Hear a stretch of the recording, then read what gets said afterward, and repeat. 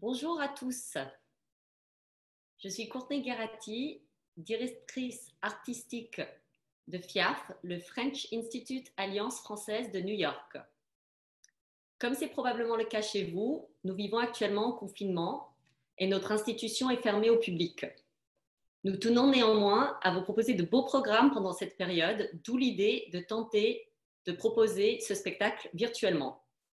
Bienvenue aux spectateurs qui nous regardent du monde entier, d'Afrique, d'Europe, d'Amérique du Sud et des 4 coins des États-Unis. Vous êtes très nombreux ce soir sur Zoom et sur notre page Facebook. Si FIAF s'adresse habituellement à un public américain francophile, aujourd'hui, compte tenu du sujet qu'il aborde, ce spectacle sera joué en français. Le spectacle vous permet de réagir à certains moments. Sur Zoom, vous pouvez envoyer des messages via le chat grâce à l'option « Converser » qui s'affiche en bas de votre écran, ou bien sur Facebook via la fonction des commentaires. FIAF a le plaisir de vous offrir la représentation de ce soir. Comme beaucoup d'autres institutions culturelles américaines, nous traversons actuellement une période difficile et nous vous sommes reconnaissants pour toute contribution, quel que soit le montant, que vous pourrez nous apporter. Merci beaucoup à tous ceux qui ont déjà participé. Je voudrais remercier les artistes Arnaud Hout et Jérôme Piron qui ont accepté cette proposition inédite avec beaucoup d'enthousiasme. Merci à eux de veiller aussi tard depuis leur confinement respectif en Belgique. Ce soir, nous allons vous présenter la version courte de La Convivialité, spectacle qu'ils ont créé en 2016 pour désacraliser la question de l'orthographe. Auparavant, ils étaient tous les deux enseignants dans une école technique et professionnelle à Bruxelles, en Belgique, où ils se sont connus. Désormais, ils ont quitté l'enseignement et se consacrent exclusivement à une carrière dans le milieu du spectacle et, en ce moment, d'essayer d'éduquer leurs enfants chez eux. Restez avec nous après le spectacle, qui dure une vingtaine de minutes, pour une conversation avec les artistes qui répondront en direct à vos questions. Je remercie également tous les partenaires très nombreux qui nous ont aidés à relayer l'information sur ce spectacle. Je vous souhaite une bonne représentation et à tout à l'heure.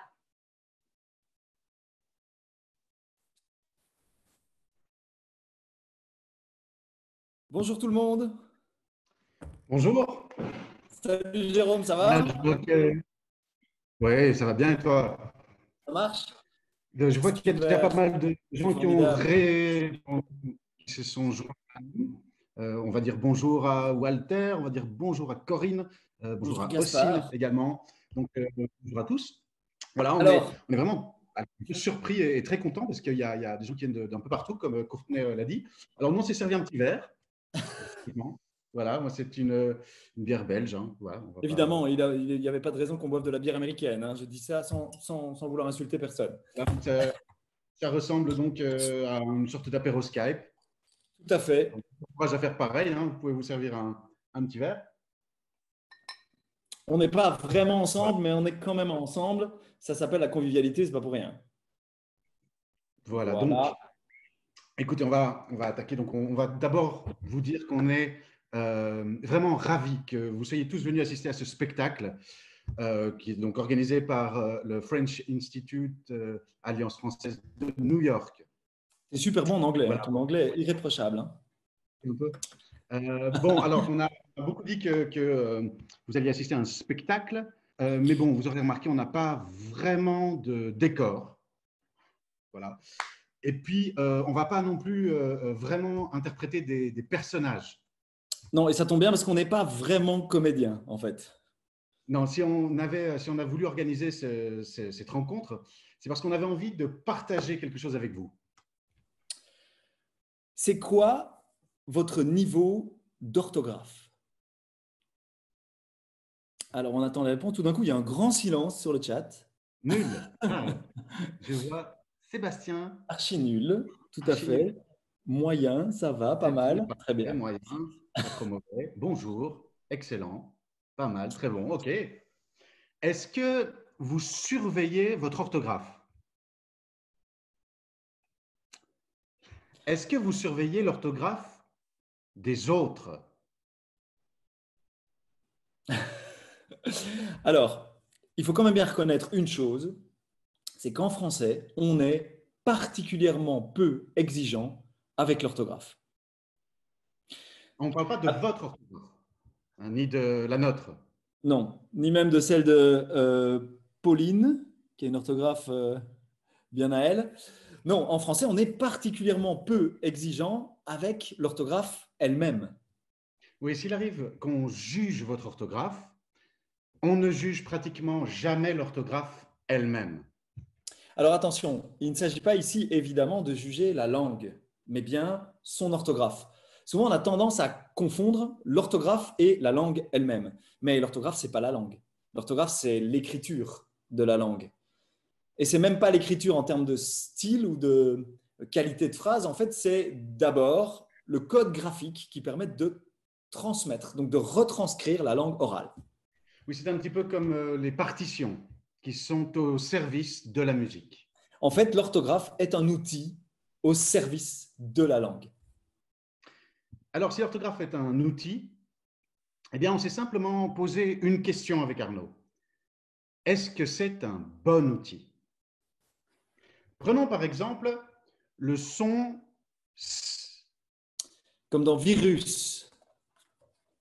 Bon, alors, comment peut-on écrire ce son en français? On peut l'écrire S. 2 S. C. C, c'est dit. SC, comme dans science. T, les finales en sion. X, dans 10 ou 6. Bruxelles. Il y a Bruxelles aussi, bien sûr. Z, dans quartz ou aztèque. TH, dans forsythia. Il y a aussi STH, dans isthme. Ou asthme. Il y a encore 2 C, dans succion. Et il y a même SCCD, dans il acquiesça. Alors maintenant, si vous voyez la lettre S écrite, comment est-ce qu'elle se prononce? Soit S, soit Z, Z. soit pas, muette. Donc, ça fait un son, 12 manières de l'écrire, une lettre, 3 façons de la prononcer. En turc, l'orthographe est pratiquement phonétique. Une lettre, un son, une lettre. Mayonnaise.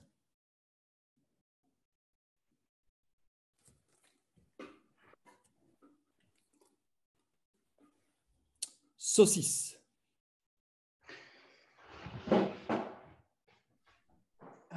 Mon préféré était à la cuisine.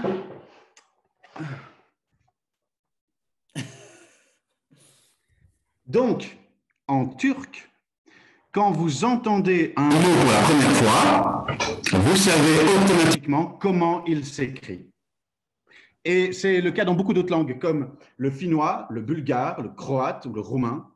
Et c'est pratiquement le cas du néerlandais, de l'espagnol, de l'italien, de l'allemand ou du russe.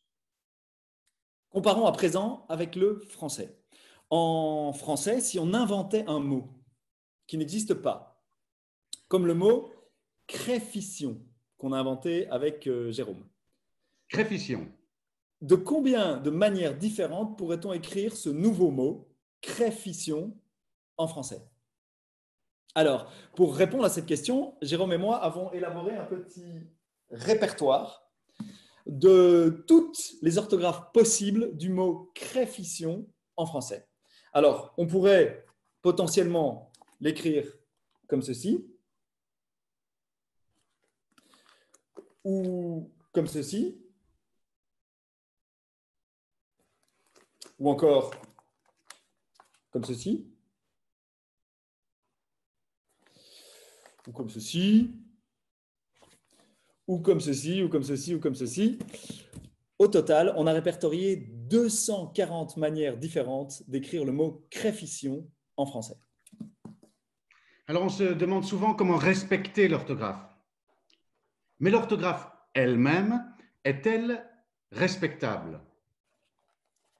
En français, on écrit le mot bruit, le mot édit ou le mot crédit avec T pour faire bruiter, éditer ou créditer. Mais pas abri.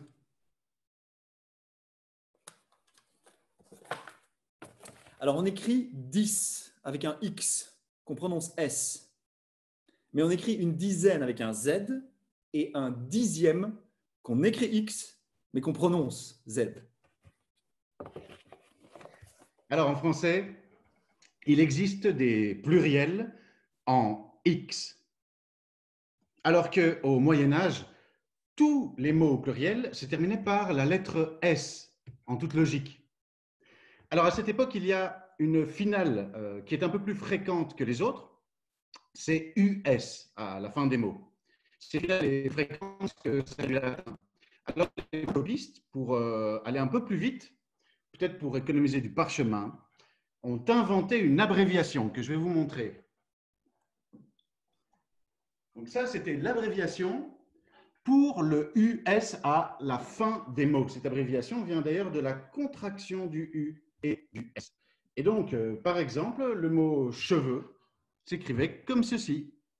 Donc, comme il a cette finale en US, on lui a appliqué l'abréviation et cheveux s'écrit comme ceci.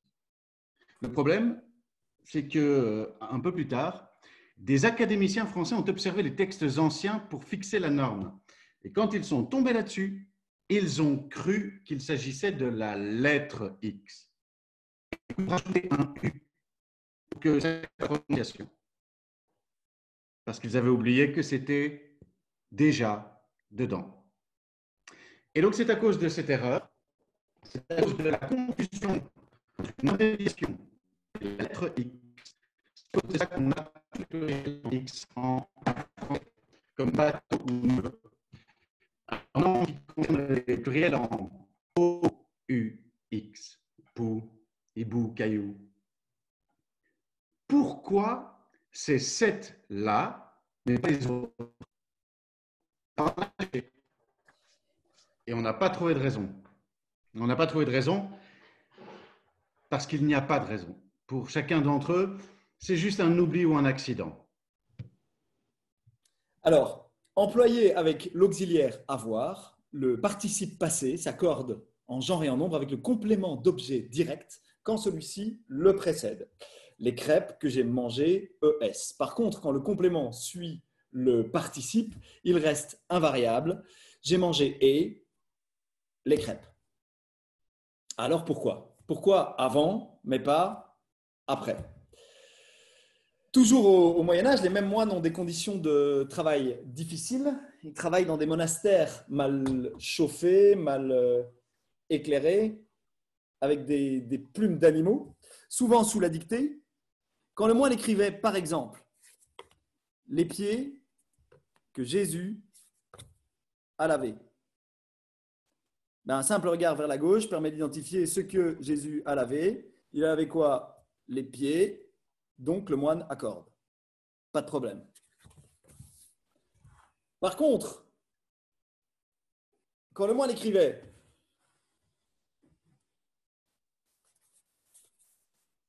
Jésus a lavé, il se dit Jésus a lavé quoi? Je ne sais pas. Je vais attendre. Ça va probablement venir dans la suite du texte. Avant la fête de Pâques, sachant que son heure était venue. Lorsque le diable avait déjà inspiré au cœur de Judas Iscariote, fils de Simon, le dessein de le livrer, sur les bords du lac de Tibériade, et patati et patata, les pieds. Eh bien, à tous les coups, quand le moine est arrivé à les pieds, il a forcément oublié qu'il avait un participe à accorder. Et c'est de l'observation de cet oubli, donc de cette erreur particulièrement fréquente dans les manuscrits du Moyen-Âge qu'on a tiré la règle. Voilà pourquoi avant, mais pas après. Alors, à l'école, les enfants se demandent pourquoi. Pourquoi avant et pas après? Pourquoi un X? Mais quand les enfants demandent pourquoi, on leur explique comment. On leur explique comment on accorde ou bien comment on écrit. Pourquoi est-ce que l'esprit critique s'arrête au seuil de l'orthographe? Et c'est parce qu'on a appris à ne plus se demander pourquoi. Jérôme, je pense que tu as des petits problèmes de son, donc tu lags assez régulièrement. C'est juste pour rassurer les gens que vous n'êtes pas les seuls à entendre Jérôme parler comme un robot. Moi aussi, il n'y a pas de problème. Mais rassurez-vous, ça va probablement s'améliorer avec la technique, l'incroyable technique qu'on a mise en œuvre derrière. Est-ce que tu veux que je répète quelque chose d'essentiel et d'important, Arnaud? Pour l'instant, non. Mais si tout d'un coup, je me rends compte, comme la plupart des gens, que je ne comprends plus ce que tu dis, je te demanderai bien poliment de bien vouloir répéter, s'il te plaît. J'obtempérerai avec plaisir. Voilà, on s'adapte parce que ta parole traverse quand même l'océan, donc c'est quand même pas mal. Donc, continuons. Je ne sais plus où on en était. Oui, voilà. Donc, souvent, les enfants demandent pourquoi et on leur explique comment on écrit. Mais donc, il faut bien se rendre compte que l'orthographe, elle ne tombe pas comme ça un jour du ciel toute faite. Elle a une histoire. Oui, avant le XVIIe siècle, tout le monde écrit comme il veut. Montaigne ou Rabelais avaient leur propre orthographe qui variait d'ailleurs d'un manuscrit à l'autre ou d'un imprimeur à l'autre. Oui, Molière lui-même, dans une des toutes premières éditions du Misanthrope,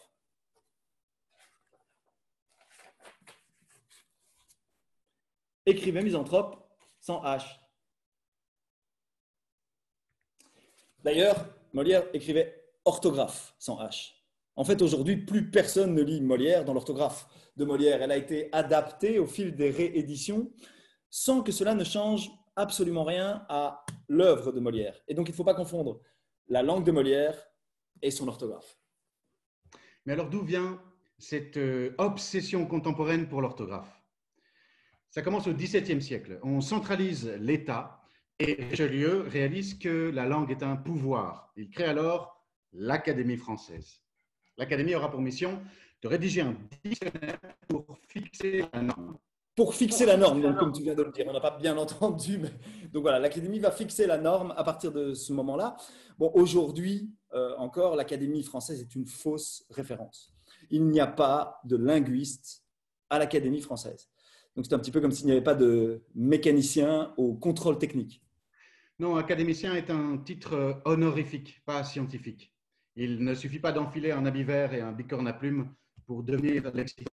Oui, dès sa création, à l'origine, au XVIIe siècle, l'Académie va faire de la norme orthographique la marque de l'appartenance à la bonne société, le bon usage. En même temps, à l'époque, pratiquement personne n'écrit. Il faut vraiment attendre le XIXe siècle pour que l'orthographe devienne une norme incontournable. C'est la montante qui va donner à l'orthographe ses lettres de noblesse. Donc, c'est la bourgeoisie montante, c'est ça, hein, qui va donner à l'orthographe ses lettres de noblesse. Exactement. Je traduis ta voix de robot. Donc, elle va revendiquer, ça c'est plus important, elle va revendiquer une orthographe délibérément compliquée. Tu as vu, j'ai pris le temps là. Oui. L'Académie française va introduire dans son dictionnaire de 1835 toute une série de consonnes doubles ou de consonnes étymologiques qui n'existaient pourtant pas auparavant. C'est ça, donc des consonnes étymologiques qui n'existaient pas auparavant, comme tu viens de le dire. Et puis surtout, cette orthographe, elle va l'imposer à tous. De plus en plus d'enfants vont à l'école et l'orthographe devient le principal critère pour sélectionner les instituteurs. D'ailleurs, à la fin du 19e siècle, tous les concours pour devenir instituteur, le brevet, ne sont pratiquement plus que des épreuves d'orthographe. La facilité d'évaluation, un point par faute, et le rituel de la dictée vont faire triompher cette orthographe à l'école de la Troisième République. Oui, Jules Ferry lui-même s'inquiète du temps que l'on consacre à ce qu'il appelle les vêtis de l'orthographe. Au congrès pédagogique en 1880, donc c'est 1880. Messieurs, ce que nous vous demandons, c'est de nous faire des hommes, pas des grammairiens. à l'abus de dictée, il faut substituer un enseignement plus libre, plus vivant, plus substantiel. Oui, alors, c'est aussi l'époque de l'avènement des nationalismes. Et on fait de la langue française un enjeu identitaire. On veut un seul français, le même pour tous, unique et indivisible à l'image de la République, une et indivisible. Donc, l'orthographe comme ciment de la nation. Et ce ciment a particulièrement bien pris, c'est vrai, puisque depuis 1835, l'orthographe du français n'a pratiquement pas bougé. Contrairement à l'orthographe de la plupart des autres langues européennes qui se sont rénovées tous les 20 ou 30 ans à peu près. C'est ça. Et si cette orthographe n'a plus bougé, c'est parce que l'opinion publique s'y est toujours massivement opposée. L'opinion publique, c'est vous. Et donc, puisque l'opinion publique, c'est vous, nous allons faire une petite activité, un petit exercice qu'on a mis au point pour vous, pour voir si vous auriez des idées de changement ou pas sur notre orthographe actuelle. Alors, ce qu'on va faire, c'est qu'on a imaginé avec Jérôme toute une série de mots. Et pour chacun de ces mots, on a inventé des orthographes différentes, alternatives, de toutes sortes. Et on va vous demander si vous accepteriez d'écrire ces mots avec ces nouvelles orthographes. Ou pas. Alors, petite précision très importante, hein, on va suivre sur le chat. Il ne s'agit pas évidemment de dire si les mots que je vais vous proposer sont correctement orthographiés, mais bien si vous êtes d'accord de les écrire comme ça. Ou pas. Ou pas. Alors, on commence tout de suite. On va normalement avoir un petit sondage qui va apparaître au moment où on vous propose ces mots. Vous allez nous dire si ça fonctionne. Et on commence tout de suite avec le mot style. Avec un I. Si vous accepterez d'écrire style comme ça, vous mettez oui et vous n'oubliez pas. N'hésitez pas à voter. Vous me dites si le mot style écrit avec un i vous intéresse ou pas. Et nous, on va attendre bien sagement les résultats de ce sondage qui ne saurait tarder. Voilà. Ah, c'est formidable. Alors, à 66%, nous avons un non et à 34%, un oui pour le mot style. Donc, en fait, on oublie le mot style, on l'écrit avec un Y. Très bien. On continue alors tout de suite avec le mot notamment. Notamment avec un seul M. Vous pouvez voter. Notamment. Là, on vous laisse encore quelques petites secondes. Le temps que tu picoles, c'est ça, je te vois. Hein, ah, alors à 66%. Oui. À 66%. Donc, moi, ce que je vous propose, hein, du coup, c'est de continuer à l'écrire comme ça à l'avenir. Il n'y a pas de problème. C'est cadeau. Comme ça, vous n'avez pas perdu votre soirée. C'est formidable. Alors, on continue avec ce mot-ci. C'est le mot cirrhose. Une cirrhose. Ce qui va bientôt arriver à Jérôme, étant donné tout ce qui s'envoie comme bière. Non. 60% de non. Alors, le nom est très intéressant ici parce qu'en fait, il s'agit de la bonne orthographe du mot cirrhose. Donc, voilà. Donc, concluez un peu ce que vous voulez. Hein. Exactement. On continue tout de suite avec un nouveau mot. À demain. À demain. À demain. Voilà, on va tout de suite pouvoir évaluer l'âge des gens qui nous suivent. Et on est à 28% de oui. Hein. Il y a 28% de oui et 72%. Oui, 72. Donc on oublie à demain. On va essayer l'inverse, Jérôme. Oui, on fait le contraire. En bonne orthographe française, SMS.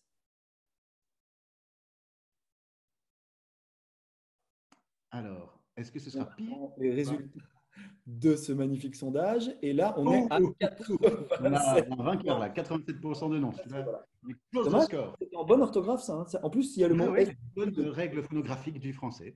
C'est ça. Alors, on continue. Le quand dira-t-on? En fait, on l'utilise comme un mot. Hein, on dit le quand dira-t-on. Donc, du coup, on en a fait un mot, tout simplement. Et on va voir si ce mot vous plaît ou pas. Non. Pas du tout. À 68%, vous refusez le mot quand dira-t-on? Eh bien, c'est pas grave, on le garde. Et on va passer au mot suivant. Attention, c'est parti. Voilà, c'est un lieu que vous connaissez. Je vous donne un indice. Il est probable que… Alors… Non, d'accord. OK. 72%. C'est dommage, moi je trouvais ça rigolo, mais non. Voilà. Okay. On et enfin, le dernier mot que nous vous proposons, c'est le mot philosophe. Alors, on peut vous dire qu'il y a souvent débat sur celui-là. Oui, On va voir si ça éveille parfois des… dans les salles. Alors, on attend le résultat. Et le résultat est de… Ouais, c'est serré, c'est le plus serré. Non, ça ne passe pas malheureusement. Ça passe pas, mais on est quand même à 43 contre 57. Ouais, c'est pas mal quand même. Alors, est-ce que par hasard maintenant, parmi vous, certaines personnes voudraient proposer des mots avec des orthographes différentes, de toutes sortes? Donc, allez-y, lâchez-vous sur le… Oui, des mots que vous aimeriez voir changer l'orthographe, par exemple. Est-ce que vous auriez des choses à nous proposer, des nouvelles orthographes pour des mots qu'on pourrait donc communiquer? Alors là, j'en vois apparaître plein. Je vais prendre un bic et je vais vous en mettre quelques-unes. Alors, on ne saura à mon avis pas faire de sondage, mais au moins comme ça, vous les verrez en grand. Alors, qui voudrait… là. Vas-y, va vite. Hein. Alors, ça, c'est un mot qui va, à mon avis, peut-être provoquer quelque chose. Le mot femme. Qui veut écrire le mot femme comme ça? Est-ce que vous êtes d'accord? Pas d'accord? N'hésitez pas à interagir. Alors, tu en vois d'autres là? Ça défile? Ah, il y a quelqu'un qui écrit fame. Non, non, surtout pas. Jamais. Plutôt mourir, c'est ça? Ah, alors ici, alors on sent qu'il y a un débat. Tout de suite, le mot autrice apparaît. Le mot… Alors, je n'ai pas encore écrit en écriture inclusive, donc ne vous entretuez pas tout de suite. Alors, ça va trop vite. Attendez, je vais encore en prendre un. Nous faisons. Nous faisons.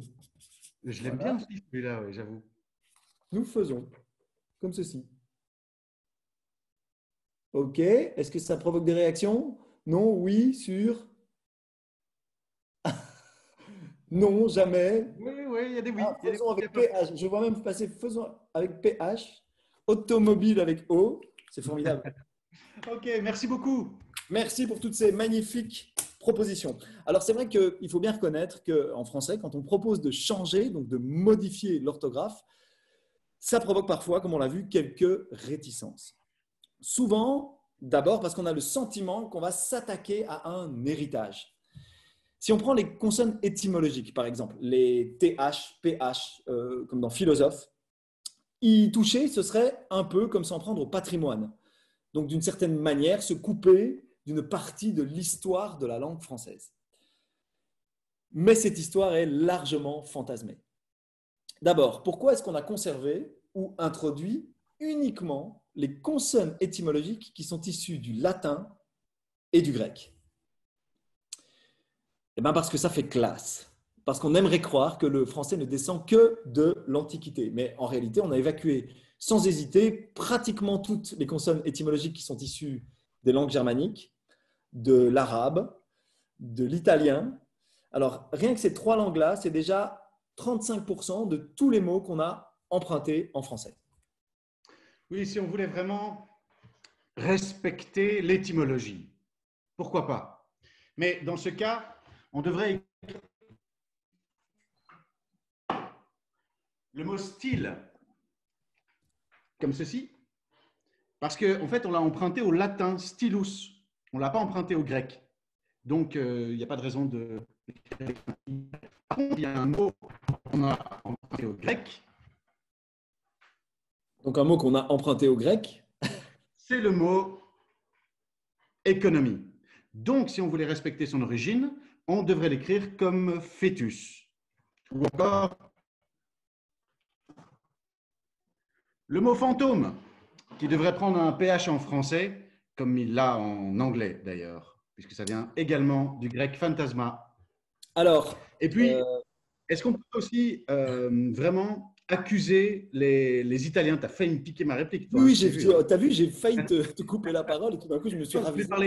Je voulais parler des Italiens et des Espagnols. En fait, est-ce qu'on peut les accuser de souffrir d'un déficit culturel? Pas tous, non. Non. Parce qu'en italien, on écrit par exemple filosofo avec des F. Et ça n'a quand même jamais empêché les Italiens de faire l'étymologie. Donc de retrouver les origines philo, l'amour, et sophia, la sagesse. Non, le PH en français est surtout cosmétique. Alors, parfois, certains donnent aussi à notre orthographe une dimension esthétique. En effet, on peut trouver que c'est beau parce que c'est compliqué.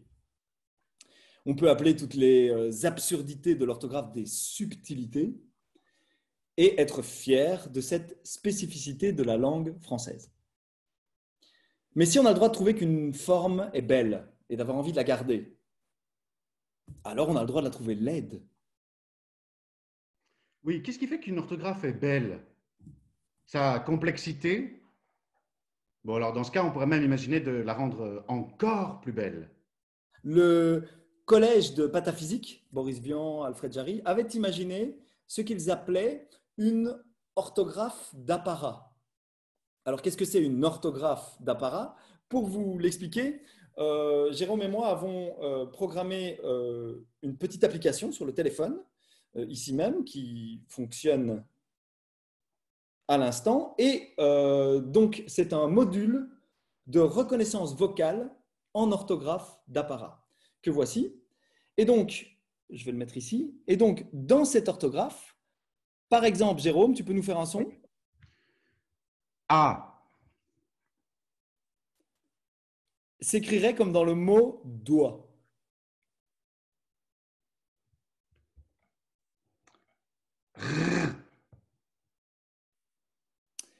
Comme dans logorée ou diarrhée. O. Comme dans Capharnaüm. Alors ne cherchez pas, il n'y en a qu'un. D. Comme dans amygdale. Jérôme, tu peux nous faire un truc un poil plus long? Oui. Projet d'orthographe d'apparat.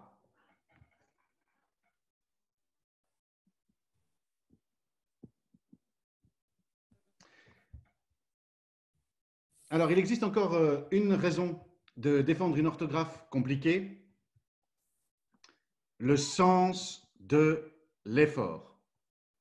Comme c'est compliqué, c'est exigeant. Et cette exigence prend se dépasser.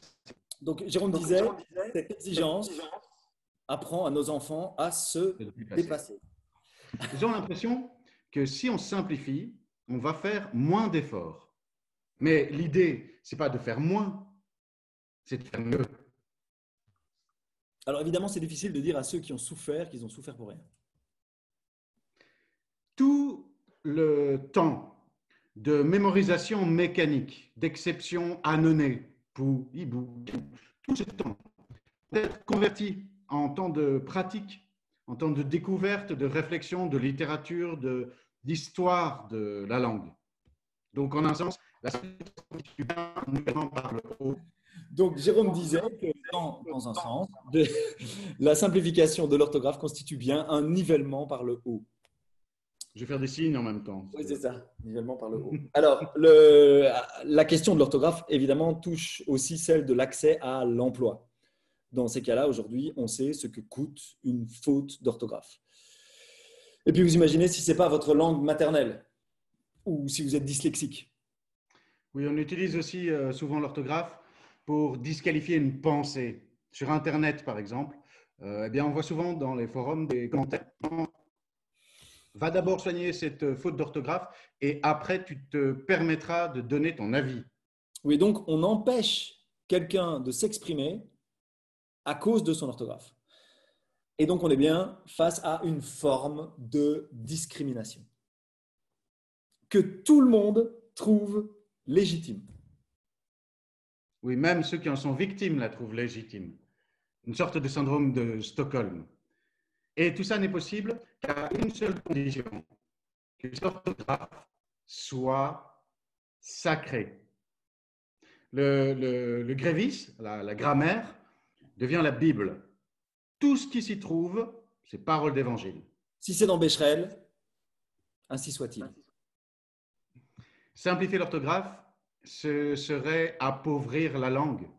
Donc ça signifie lui faire perdre de la valeur. Et de quelle valeur est-ce qu'on parle? On ne parle pas de la valeur de l'orthographe. On parle de valeur tout court. Quand vous faites une faute, On ne juge pas votre orthographe, on vous juge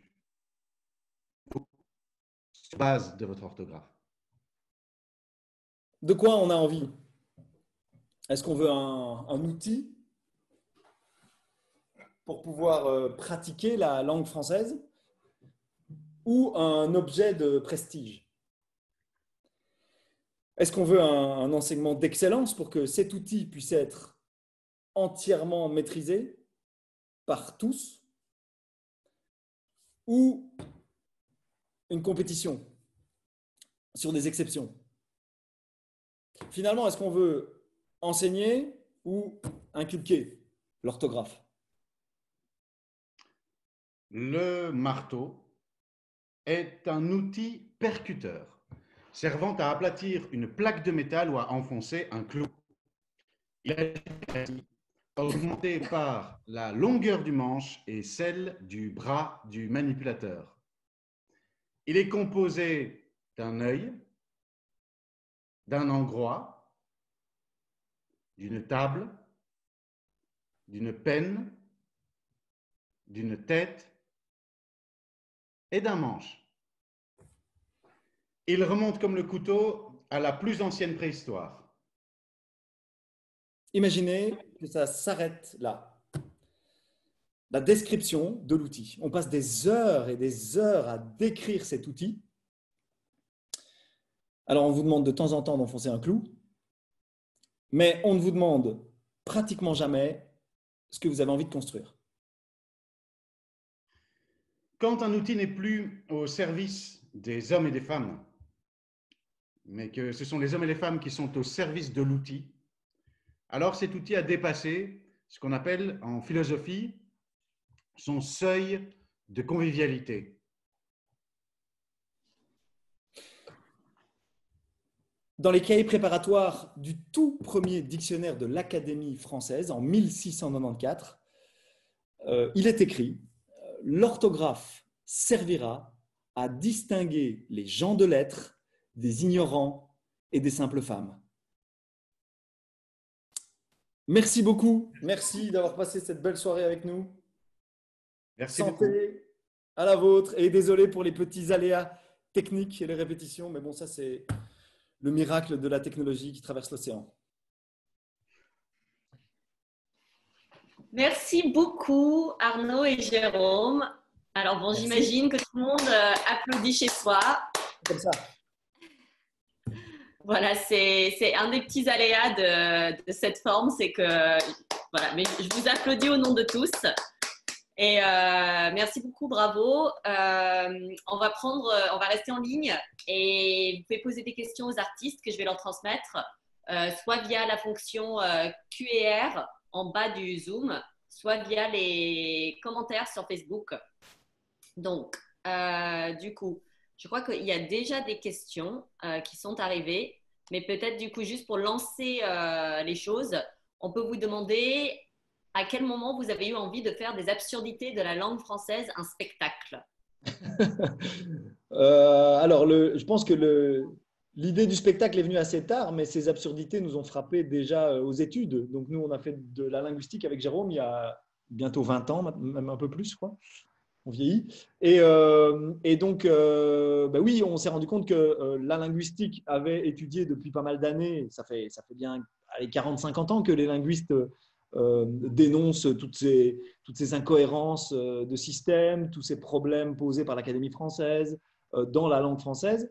Et nous, on a été assez effarés de ça il y a 20 ans, quand on était aux études, et on s'est rendu compte qu'on ne pouvait pas en parler, que c'était compliqué en tant que prof de français de dire qu'on envisageait de modifier l'orthographe, parce que tout de suite, on était renvoyé à un manque de respect en disant « Quoi, toi, le prof de français, tu ne respectes pas ta propre langue ?» En fait, oui, ce qui est important, c'est que nous, on a découvert qu'on avait été laxiste avec l'orthographe, et quand on proposait de la changer, on nous taxait de laxisme. Nous, c'était un peu à l'envers. C'est ça.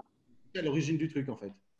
Voilà, mais après, on a beaucoup été au théâtre pendant nos 20 ans de carrière. On a rencontré les bonnes personnes, notamment Alexandre Caputo du Théâtre National à Bruxelles, qui nous a proposé d'abord une petite forme et puis une grande forme dans la salle, dans une salle un peu plus grande. Et donc, voilà, une petite forme qu'on vous a présentée ce soir. Et effectivement, peut-être c'est le moment aussi de rappeler que ce spectacle existe aussi dans une forme longue, scénique. Il ne se donne pas actuellement à cause de la période que nous traversons.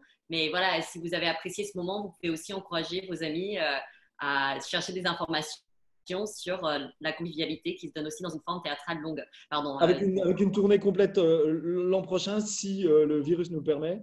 Et voilà. Et Jérôme ne parlera pas comme un robot pendant le vrai spectacle.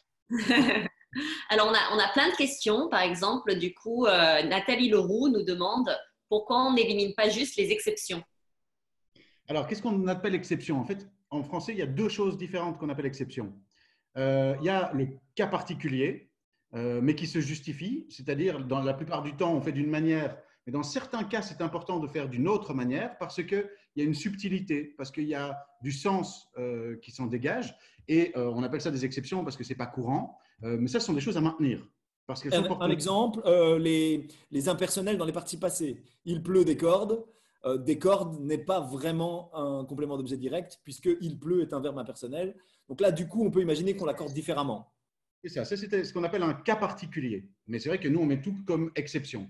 Et puis, il y a toutes les absurdités, c'est-à-dire les choses dont tout a une raison, mais dont on peut douter de la qualité de cette raison. C'est-à-dire, il y a des choses qui existent pour, d'après nous, de mauvaises raisons, comme les pluriels en X ou les étymologies foireuses. On a appris aujourd'hui, non, c'est hier, on a appris que le mot étang, un étang, donc une étendue d'eau, avait un G à la fin, parce qu'un type s'était planté en faisant de l'étymologie de comptoir et qu'il avait cru de stagnum, donc stagnare. Voilà, donc il a rajouté un G, mais en réalité, ça vient de S. C'est ça. C'est bien français. Et donc, voilà, ça c'est une chose une exception qu'on pourrait rectifier. Alors, le problème des exceptions aussi n'est pas seulement lié au fait qu'il y en ait beaucoup en français, mais au temps scolaire que ça consomme. C'est-à-dire qu'on pourrait très bien garder des exceptions dans la langue orale, garder des cas particuliers. La langue orale doit être le plus chaotique et le plus étrange possible pour pouvoir avoir une histoire. Parce qu'on sait, on dit souvent, c'est les traces de l'histoire. Oui, c'est super les traces de l'histoire. Mais retenir des pelletés d'exceptions de graphie parce qu'un type a mal recopié un X dans un manuscrit, ça, je pense qu'on pourrait s'en passer. Donc, l'idée, c'est vraiment de garder le sens des proportions et de se débarrasser de ce qui est vraiment inutile pour le coup. Oui, en fait, encore une fois, bien distinguer la langue et l'orthographe. Toutes les exceptions possibles en langue sont formidables, mais on peut se poser la question pour l'orthographe spécifiquement. Alors, Karine Nguyen nous demande si vous faisiez déjà part de vos questionnements sur l'orthographe à vos élèves à l'époque où vous enseigniez. Ah ben, le spectacle est un cours qui a mal tourné en fait, hein. On faisait déjà ça en classe.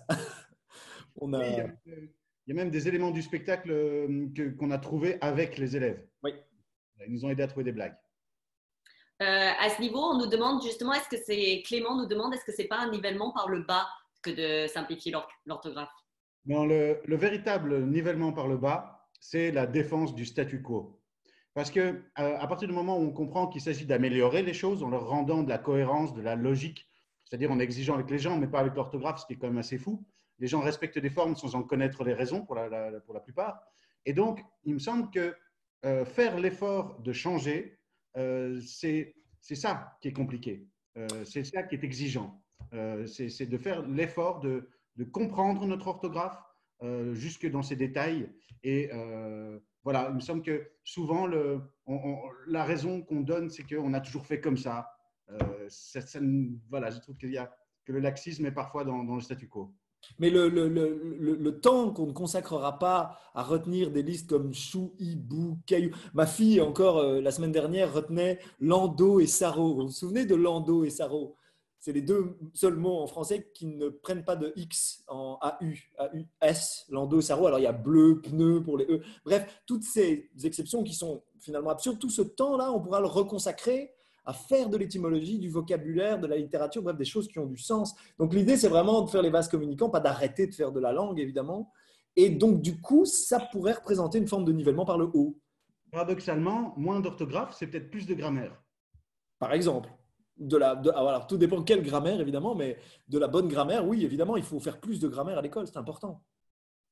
Alors, on a beaucoup de questions, donc je ne vais pas pouvoir vous les passer. Pas mal ma chemise.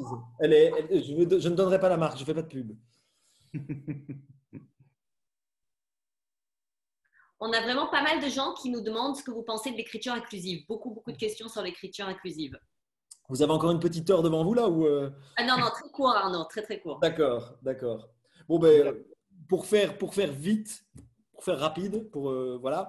Peut-être, pardon, comme il y a sans doute aussi quelques apprenants de français aussi qui nous ont suivis, peut-être rappeler en 2 mots aussi ce qu'est l'écriture inclusive. Voilà. Alors, il y a le problème principal par rapport à l'écriture inclusive, c'est qu'on a beaucoup réduit l'écriture inclusive. Alors, c'est toutes les techniques de langue. Nous, on préfère parler de langue inclusive. C'est toutes les techniques qui sont mises en place dans la langue pour rendre le féminin plus visible et plus présent. Donc, pour inclure davantage le féminin dans les représentations. Alors, on a beaucoup réduit cette écriture inclusive aux petits points médians qu'on voit parfois dans les textes TOU.TE.S. Vous avez déjà vu ça? Alors, il y a eu un débat interminable en France. Tout le monde s'est entrégorgé pour ce petit point médian, alors qu'en fait, bon, ça ne représente quand même pas grand-chose. Ça n'est même pas une vraie technique d'écriture. En fait, ce point médian, c'est une technique d'abréviation de ce qu'on appelle la double flexion. C'est-à-dire française, français. Donc, quand De Gaulle disait française, français, il faisait déjà de l'inclusion, il faisait déjà de la langue inclusive, puisqu'il incluait le féminin dans la langue. Et alors, il y a aussi la féminisation des noms de fonctions et métiers. La répétition du masculin et du féminin. On cherche un informaticien et une informaticienne. Donc, c'est chaque fois de doubler l'appellation. C'est ça. Alors, il y a aussi la possibilité, évidemment, où là, tout le monde a accepté, même il y a quelques mois, même l'Académie française a accepté, donc c'est dire à quel point c'est important, de féminiser les noms de fonctions et de métiers. Docteur, doctoresse, auteur, autrice ou auteur, enfin ça c'est un peu comme vous le sentez. Mais en gros, féminiser une fonction, c'est une flexion de la langue, donc il n'y a aucune raison de ne pas féminiser ces fonctions. D'ailleurs, la plupart des fonctions féminines existaient au XVIIe, XVIIIe siècle et elles ont été méthodiquement retirées des dictionnaires, notamment de l'Académie française, par l'Académie pour des raisons purement phallocrates. Donc en fait, on peut dire peintresse, on peut dire autrice, on pouvait même dire à l'époque philosophesse, qui a disparu. Et donc l'idée, c'est vraiment de rendre au féminin sa juste place dans la langue. Alors il y a les accords de proximité aussi, c'est-à-dire qu'on peut accorder avec le plus proche plutôt que d'accorder avec le masculin qui l'emporte, comme on le dit. Majorité. Moi, j'aime bien les accords de majorité. Ou de majorité, effectivement, accorder avec le plus grand nombre. Une couverture récemment, là, je crois que c'est Le Point. Il y avait toutes des infirmières qui étaient avec un masque entièrement et il était mis « Merci pour eux ». Oui, ça c'était dingue. Que des infirmières. Que des filles, oui. Donc là, voilà. Tu aurais pu le faire, quoi. Alors aussi, des questions sur les réactions du spectacle. On va prendre encore 1 ou 2 questions. Il y a vraiment beaucoup de questions, donc merci aux gens de participer. Les gens nous demandent, je vais vous la poser en 2 parties. D'abord, comment réagissent, vous qui l'avez beaucoup joué, les puristes quand ils regardent ce spectacle, les puristes de l'orthographe? C'est pour ça qu'on a un marteau, c'est pour pouvoir se défendre. Ils viennent tout rouge. Non. En fait, on n'a pas beaucoup de réactions négatives, ni au spectacle, ni même… on a fait des chroniques sur France Inter aussi, qui s'appellent « Tu parles », où là, on a eu beaucoup plus de réactions négatives par le biais d'Internet, des réseaux sociaux. Quand on a proposé aussi de modifier les accords du participe passé avec avoir la proposition, enfin, ce n'est pas nous, c'est le Conseil supérieur de la langue française de Belgique qui a proposé de modifier les accords du participe passé. On a relayé ces idées-là. Là, on a eu beaucoup plus de réactions négatives. Mais pour le spectacle, en gros, quand on sépare bien la langue de l'orthographe, les gens comprennent assez vite qu'on peut défendre la langue sans nécessairement sacraliser l'orthographe. Et donc, du coup, il n'y a pas trop d'engueulade. C'est raisonnable. Ouais. On nous demande aussi, du coup, est-ce que les réactions sont différentes en Belgique, en Suisse ou au Canada? Notamment, par exemple, on nous fait remarquer que le québécois est plus tolérant aussi sur beaucoup des questions que vous avez soulignées d'orthographe. C'est vrai. Les réactions sont à peu près similaires. En fait, ça varie plus socialement à l'intérieur d'un même pays que culturellement d'un pays à l'autre. C'est en fonction du type de public qu'on a en face. S'il s'agit je sais pas moi, d'une grande bourgeoisie ou d'un public plus populaire, là, on sent des grandes différences. Maintenant, ça, c'est plus marqué que les différences culturelles. À Paris, on sent quand même une petite différence aussi. Parce que Paris reste… Dans l'inconscient collectif du francophone, Paris reste une sorte de centre, alors qu'en réalité, le centre est autant à Bruxelles, à Québec ou au Sénégal qu'à Paris. Et puis peut-être, du coup, malheureusement, on va conclure, mais Catherine Charpy nous demande quel conseil donneriez-vous aux jeunes pour améliorer leur orthographe. Ils sont nombreux à vous écouter. En effet, on salue les jeunes. On a plusieurs classes de lycée qui nous regardent. Donc, voilà. Moi, j'ai un bon conseil. Ne pas trop réfléchir. C'est un super conseil de prof, ça, Jérôme. C'est sûr, vous vous plantez parce que ce n'est pas logique. Donc, ne cherchez pas la logique. C'est ça le conseil. Moi, j'ai un autre conseil très important que je faisais avec tous mes élèves, c'est utiliser des correcteurs orthographiques. Vous avez la chance de vivre dans une époque où la technologie peut relayer à toute une série d'absurdités et donc nettoyer votre texte après la rédaction. Pendant que vous écrivez, oubliez les consonnes doubles, les PH et les TH. Enfin, ne réfléchissez pas pendant que vous écrivez parce que sinon, ça va perturber votre rédaction. Choisissez des bons mots, faites de la bonne syntaxe, de la bonne… cherchez à faire des belles phrases, travaillez votre texte parce que c'est écrire et graphier, c'est pas la même chose. Et puis, nettoyez tout avec des dictionnaires, des personnes de référence ou surtout des logiciels qui vous permettent de voilà. C'est surtout pour ne pas que votre texte soit socialement inacceptable.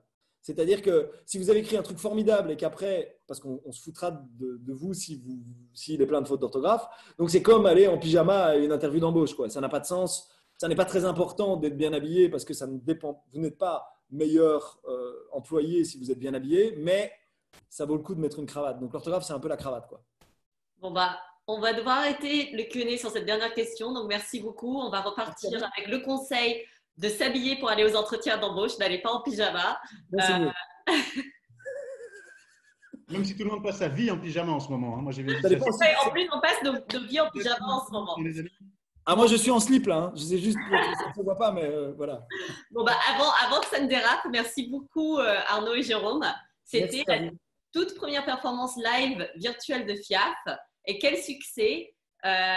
Au plus fort de la représentation, vous avez été plus de 800 à vous connecter ce soir en même temps pour nous voir. On est ravis d'avoir pu vous accueillir tous, ne serait-ce que virtuellement à New York. C'est vraiment très émouvant de sentir autant de public présent malgré le confinement. Comme je le disais en préambule, FIAF est une organisation privée américaine à but non lucratif, financée essentiellement par les contributions de nos mécènes. Donc, si vous avez apprécié ce spectacle et si vous le pouvez, il est possible d'effectuer un don sur notre site internet pour continuer à soutenir les artistes, les enseignants et les équipes de FIAF. Notez que ce vendredi 24 avril, à la même heure, donc 17h pour New York, nous aurons le plaisir d'accueillir Gérard Haro, ambassadeur de France aux États-Unis de 2014 à 2019. Il nous parlera des conséquences géopolitiques de l'épidémie. Cette conférence-là sera en anglais et on vous donne rendez-vous sur le site de FIAF pour plus d'informations. Merci beaucoup, à très bientôt et au revoir Arnaud et Jérôme.